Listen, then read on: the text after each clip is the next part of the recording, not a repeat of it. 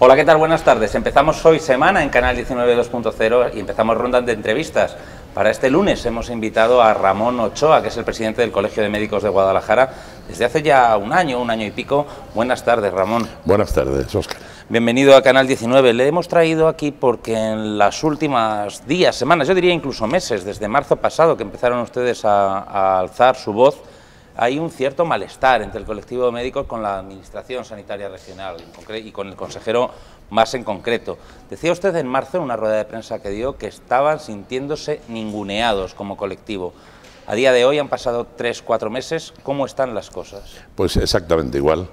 Tuvimos el marzo una reunión con el viceconsejero, pero sirvió para que yo le diera los manifiestos que habían hecho los médicos de primaria, nuestra sensación, lo que manifestábamos como representante del colectivo médico y hasta hoy.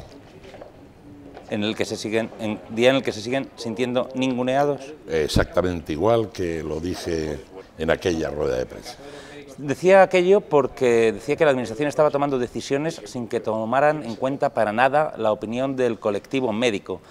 ¿Qué decisiones son las que peor han caído, las que más están molestando? Hombre, por un lado, habría que separar dos aspectos. Uno, el individual como personas, que ha dolido muchísimo, que en varias manifestaciones el consejero haya hecho manifestaciones como los médicos se miran el ombligo, los médicos van a dormir a las guardias, los médicos libran después de la guardia, manifestaciones que no entendemos, no tienen razón de ser, y desde el otro punto de vista, desde el social, pues nos sentimos los médicos mal, en el sentido de que cierran centros de salud, lo hacen sin avisar, no informan a la población qué tienen que hacer cuando lo cierren, a dónde dirigirse.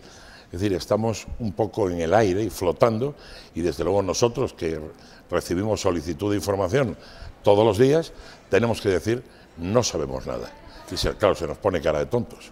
¿Ustedes están más molestos por el trato hacia el colectivo médico como sector profesional o por el trato o la manera de gestionar la política sanitaria en la región? Pues yo creo que la forma es muy importante. Hace un mes les dimos, para informarles, una nota de los médicos de primaria y la nota empezaba: entendemos que debemos ganar menos, entendemos que debemos trabajar más, pero, y yo dije, caramba, que me den a mí enemigos así, daba gusto. Si en la mente de todos estaba ese concepto, lo que hay que hacer es aprovechar esa buena voluntad y hablar, y seguro que nos entendemos hablando. ¿Cuáles de las decisiones que han tomado, le preguntaba antes, han sido las que les están perjudicando más o las que les están o las que creen ustedes que son más perjudiciales para la sanidad pública? Lo último que hemos sabido es el cierre de urgencias en algunos centros de salud de la provincia, en concreto en 7. ¿Qué opinión tiene el colectivo médico al respecto? Pues hay opiniones para todos los gustos, por supuesto. La más importante para mí, a nivel personal y como presidente, es que hay médicos que se ven de un día para otro o de una semana para otra sin trabajo. Esto por un lado. Segundo, también pienso en los pacientes, concretamente en el pueblo donde vive mi madre, Marchamalo, pues no saben al día de hoy dónde tienen que dirigirse a partir de las 8 de la tarde. No saben si a Guadalajara, a Cabanillas, a Junquera, no lo saben. Como ve, en todo arranca la falta de información. Porque dicen que el consejero, están muy molestos con él, les trata a ustedes como si no existieran, como si no contaran. ¿Cuáles son las demandas que tienen hacia él? Porque yo recuerdo que al principio de este mandato, hace ahora un año, ustedes le recibieron en el Colegio de Médicos, fue una de las primeras cosas que hizo al tomar posesión, sí, visitarles a ustedes aquí en Guadalajara. Y nos sentimos muy honrados y dijimos, caramba, qué bien, van a contar con nosotros, no para tomar decisiones, sino para oírnos. Esto es como cuando uno es mayor y deja de tener padre porque lo pierde y dice, caramba, ¿a quién pediría yo opinión acerca de esto para luego hacer lo que yo quiera? Pero la opinión esa desinteresada, altruista, que lleva aparejado el cariño, eso se echa de menos. Esto es lo que echamos de menos en esta administración sanitaria. No al consejero, porque a veces nos hemos dirigido a la delegada de Sanidad, ahora coordinadora de Sanidad, y nos sentimos igual. Nadie sabe nada, nosotros no sabemos nada. Esta es la situación anormal que yo considero. ¿Tanto se han deteriorado las cosas como para que ustedes hayan planteado, yo no sé si es un gesto un poco de cara a la galería o es una cosa completamente seria, lo de expulsar al consejero, a José Ignacio Chaniz, del Colegio de Médicos de Guadalajara? No, exactamente así no es. Unos colegiados, en su derecho, solicitaron de la Junta la apertura de expediente por la Comisión Deontológica porque se sentían ofendidos por las palabras del consejero. Y la Junta, la permanente de la Junta, dimos cauce a la protesta de varios colegiados.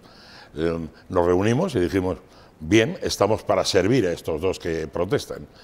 Lo pasamos a la Comisión Deontológica y todavía no tenemos el informe de la Comisión Deontológica, que, como sabes, es independiente de la Junta.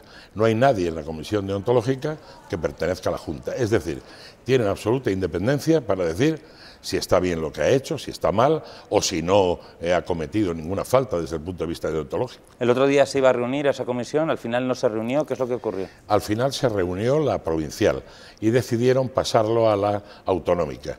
Y sé que no se han reunido, pero yo ese día no quise ni ir al colegio, ni he llamado a nadie de la Comisión Deontológica para que no se sientan ni siquiera acosados ante mi pregunta. Yo les solicité por escrito el informe y cuando lo tenga, pues lo recibiré y haremos lo que nos digan. Como representante del Colegio de Médicos, yo sé que un colegio no es un sindicato, es un colectivo profesional, no es exactamente sindical y no es lo mismo, pero yo no sé qué opinión tiene de las concentraciones, las protestas, las movilizaciones constantes que está habiendo, por ejemplo, los lunes en el hospital, en defensa de la sanidad pública. Pues yo que, si tiene algún valor que esté aquí como presidente, es porque me da legitimidad democrática que me hayan elegido mis propios compañeros. Si los compañeros del hospital entienden que deben manifestarse, hacen bien en hacerlo. La libertad es un valor fundamental, no es una frase hecha. Solo valoramos la libertad cuando la perdemos. Como yo la he tenido perdida un par de años, pues la sé valorar muy bien. No soy amigo de las manifestaciones, de este tipo de actos, pero si lo considera la mayoría, pues yo lo respaldaré, como hice en aquella concentración que hubo en el Jardinillo hace 20 días, un mes, en la cual, a pesar de hacer mucho calor por la tarde, como yo iba como presidente, me puse una chaqueta y una corbata, porque era mi deber estar allí. En este tipo de movilizaciones se está viendo a sindicatos de todos tipos, también médicos. Sin embargo, en la última movilización de la sanidad pública solo convocaba la huelga el Colegio de Médicos, no el resto de sindicatos. Y en otras huelgas anteriores que ha habido en otras movilizaciones las convocaban el resto de sindicatos y no los médicos. ¿No hay una cierta descoordinación o falta de entendimiento entre los diferentes sectores de la sanidad pública a la hora de afrontar estas reivindicaciones? Yo creo que no. Por supuesto, el colegio nunca ha votado una huelga. En los últimos 2 años que yo lo presido, no se ha votado ni se ha hecho ninguna huelga. Por supuesto, si lo piden la mayoría de los médicos, pues están en su derecho, es un derecho como otro cualquiera, el derecho de huelga. Y descoordinación, no. Yo he tenido a los sindicatos pidiéndome el salón de actos del colegio para reunirse, me han llamado, me han informado. No, yo creo que nosotros, frente al enemigo común, en este caso, metafóricamente hablando, que es la administración, tenemos unidad, ¿cómo no? Volviendo un poco al colectivo de los médicos, cuando empezaron sus protestas, yo recuerdo que una de las cosas que dijo el consejero, y fue de las que les molestó a ustedes, fue aquello de que algunos médicos habían abusado a la hora de cobrar, haciendo guardias o trabajando mucho más cuando cobraban horas extras que cuando tenían que cobrar su salario. Llegaban a poner ejemplos de bueno, pues salarios estratosféricos, hablaban de hasta 300.000 euros al año. Yo no sé si como colectivo usted tiene algo que decir a eso, si es cierto, si no es cierto, o se hicieron de la anécdota categoría. Yo creo que se hizo de la anécdota categoría, pero yo sí he visto una nómina de 23.000, 24.000 euros en un mes. Pero ¿quién tiene la culpa de esto? El que la autoriza, el que la concede y el que la cobra. Por supuesto, desde el punto de vista social, ningún grupo tiene la culpa de esto. Habría que pedir responsabilidades a quien la firma, a quien la entrega o a quien la autoriza. Vamos a hablar un poco de la atención especializada del hospital. Yo sé que usted ya hace un tiempo que no está trabajando allí de manera directa, pero ha trabajado muchos años y conoce muy bien la estructura del hospital, de cómo funciona, cómo debería funcionar. ¿Tiene la sensación de que se está deteriorando mucho en los últimos meses? Esa es la información que recibo cuando todo el mundo me dice: me han vuelto a retrasar la cita, me han hecho esperar 2 horas, me recibía el doctor García y luego resulta que me ha recibido la doctora Antonílez. Sí, yo veo que hay deterioro y, por supuesto, el último año y medio, 2 años, yo he operado varios enfermos del SESCAM que llevaban más de 6 meses en lista de espera. Eso significa que va más deprisa la lista de espera que lo que se trabaja allí. ¿Cómo que ha operado? Quiere decir, ha operado por la vía privada en derivaciones, ¿no? Eso Claro, derivaciones que han hecho y que por yo no trabajar en el hospital era legal que yo las pudiera operar. ¿Y qué está ocurriendo con las listas de espera? La oposición al actual gobierno dice que se están disparando. ¿Le consta que sea para tanto? No, no lo conozco. Como no tengo papeles en la mano, no me atrevo a opinar. Pienso que sí, pero es intuitivo. No puedo asegurarlo. Si me lo preguntaran en el juzgado diría no lo sé. ¿Qué opinión tiene de la situación de la ampliación del hospital? Está parada, la obra, pues no se pagaban las facturas de la empresa constructora, y entonces la empresa constructora decidió parar los trabajos, se rescindió el contrato y el gobierno regional dice que lo va a volver a retomar, pero a través de una iniciativa público-privada. Yo no sé si, como presidente del colegio, o en cualquier caso, a nivel personal, usted tiene una opinión de este modelo mixto, público y privado, que ya se está viendo en otras comunidades autónomas. ¿Está a favor, en contra? Yo estoy a favor de la medicina pública porque es la que evita que cuando yo tenía 8 o 10 años y visitaba algún pueblo de esta provincia, decía la gente: tenemos que ahorrar, no sea que nos venga una operación y tengamos problemas. La medicina pública puede perfectamente coexistir con la privada y son perfectamente compatibles las dos, pero yo abogo por la medicina pública. ¿No le gusta entonces que la ampliación del hospital se haga a través de una gestión privada? Yo he oído, son todos rumores, que la ampliación del hospital no va a ser para el hospital, puede servir para otros usos públicos y no para ampliar el hospital. ¿Cómo? ¿Dónde ha oído eso? Lo he oído en la calle. Si usted no lo ha oído, yo se lo aclaro. No, yo es la primera vez que oigo una cosa Yo he oído así. que hay 2 edificios públicos, pero que a lo mejor no se usaban para el hospital. Sé que en este momento hay 3 o 4 módulos, es decir, 3 o 4 o 5 medias plantas del hospital cerradas. Pues si con eso se puede dar un buen servicio, ¿para qué hacer 2 torres grandes más? No lo sé. ¿Y se puede dar un buen servicio con tanta planta y tanta cama cerrada? Dicen, o por lo menos es lo que han dicho los sindicatos, que jamás se habían, todos los años por verano se cierran algunas plantas, algunas camas porque baja la demanda, pero que jamás había ocurrido lo de este año. ¿Le consta que eso sea así? Pues si no tengo cifras y datos de verdad en la mano, me cuido muy mucho de hablar. Yo tengo la sensación de que si cuando hemos trabajado hoy estaba todo lleno y la cosa funcionaba bien, si ahora se funciona con el 30% menos, o es que la gente está muy sana, o es que las cosas no se hacen bien. Pero esto es una deducción que se puede hacer siendo perito agrícola o agricultor de Caspueñas. Cuando llegaron los actuales gestores al gobierno regional, ¿usted esperaba que trataran la sanidad de la manera que se está tratando o pensaba que se iba a salvar de los recortes?